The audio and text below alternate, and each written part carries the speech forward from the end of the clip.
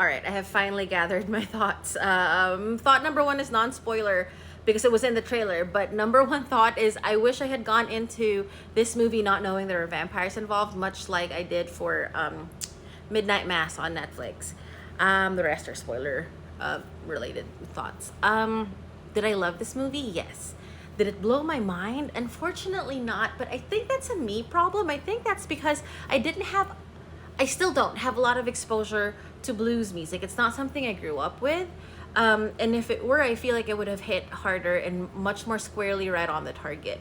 Um, but outside of that, so the entire movie itself missed by like inches, missed the target by like inches. But what did hit squarely here and like here, are bits and pieces of it, specifically the sequence where he is singing and his music transcends time and space, and you just see like all these figures that represent all other like different art forms across the past and the future. There was a ballerina behind him, and I kept thinking like if they had cast Misty Copeland, or like if every figure that is performing in any other art form in the background in that sequence had been cast as an IRL big name for that art form, I thought that would have been amazing. But even without that, with the building on fire and the vampires walking up as if they were being drawn to the music, I thought that actually was amazing and mind-blowing.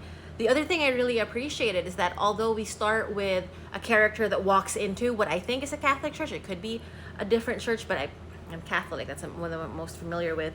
We don't stay with that. We have a main character who it was practicing something else. I'm gonna say either voodoo or hoodoo. I don't know for sure. Sorry, I don't want to get that wrong.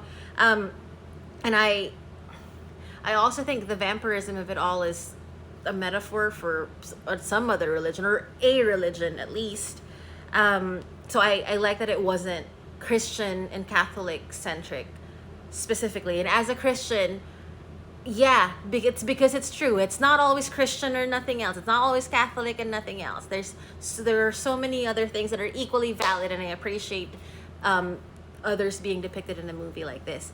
But I think the best part for me is the fact that Sammy gets to choose. Like, he doesn't just, after everything that happened, he doesn't just say, all right, fine, I will believe in this God. I think because of everything that happened, including the end where he started praying the Lord's Prayer and the vampire started saying it back, it allowed him to see it's, he can make his choice. Like, no, not one choice is more valid than the other, and it is his choice to